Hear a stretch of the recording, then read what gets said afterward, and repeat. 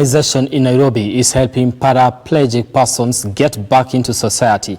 Now, the Cluster Foundation, founded by two individuals, brings together people who have suffered spinal injuries and ended up in a wheelchair, helping them overcome depression and find a reason to live again.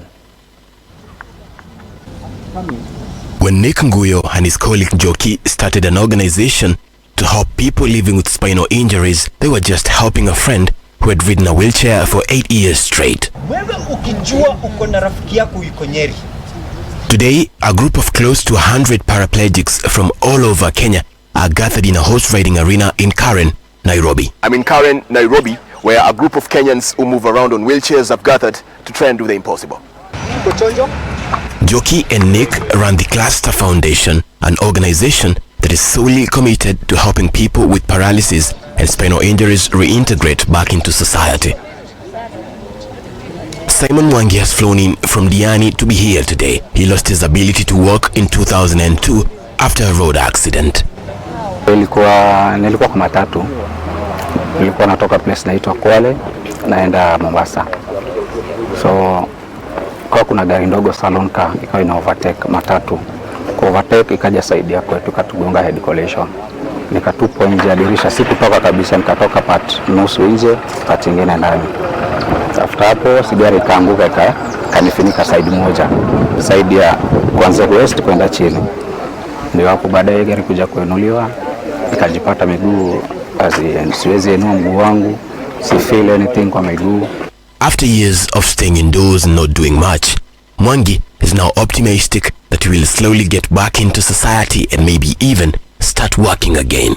Okay, jambo la kwanza imenisaidia kwa sababu inakupatia ile kujiamini wewe mwenyewe binafsi kwamba unaweza kufanya pasipo mtu mwingine. Pale awali nilikuwa peke yangu, sikuwa na hii group, sikuwa naweza kuamini kwamba kuna kitu naweza fanya ikiwa mimi kama mimi. Lakini after hapo nimejiunga na hii group, niliona kweli kuna vitu zinawezekana kwa sababu wenzangu wanavifanya. At the beginning of the day's event, Nick, a middle-aged, self-assured man, gathers everyone around a circle. What inspired the Cluster Foundation?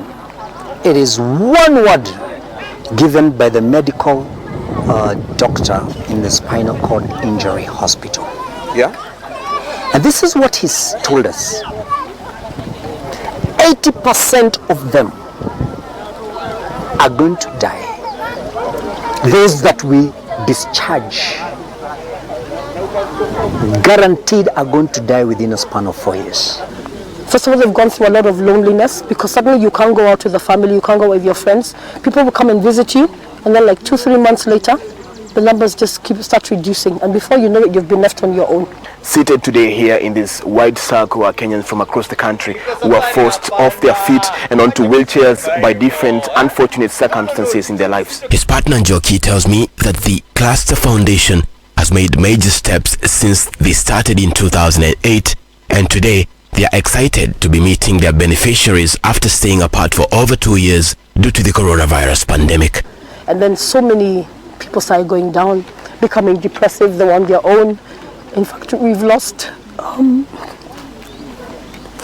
Most people who get spinal injuries end up confined to a wheelchair for the rest of their lives, with many losing their jobs and withdrawing from society altogether. Joki says many of these people fall into depression after losing their mobility, and she has seen harrowing cases of people who commit suicide within a few months of losing their ability to walk. So we have one very big problem with people getting into a deep depression, is that when they stay at home for too long and they don't get a lot of movement, they develop bed sores, and these bed sores kill. They kill. We've lost 9 the last 2 years. We've got to stop this from happening. And that's one of the reasons we are targeting to have adult diapers accessible to them at no cost. Those with sensation use an average of 4 packets per month. Those without sensation use an average of 6 per month. And they're very expensive, adult diapers. Nick says that with little help from well-wishers and a great deal of self-sacrifice, the Cluster Foundation tries to restore hope to the paraplegic community within the first year of being diagnosed with serious spinal injury. And we are imagining how we will impact people with spinal injury first in Kenya, across the counties, head to East Africa, head to Central Africa as well. Today, everyone present will take a ride on a horse. The gentleman behind me has been on a horse and he's done a ride, and now he's come back. He's gonna get back right onto his chair. Is he scared? Let's find out. It's a nice experience. Okay. I have never imagined in my life nitapanda hii farasi. And okay, that first you feel ni kama uko kwa hewa. But at the end of the day you settle after relaxing and you feel very nice. You feel nice? Yes. So you were not scared in the beginning, ukagopa labda? No, in the beginning I was not scared. But you know, we are many, so those who start and fast encourage me to go on. Because the horse and the human being are the only two animals that walk exactly the same way. So this is called equine therapy, and it works on the spine. It aligns the spine. So some of them left here, being thrust forward, sideways, and they came back even with their arms out, and they were smiling and saying, wow, this is awesome.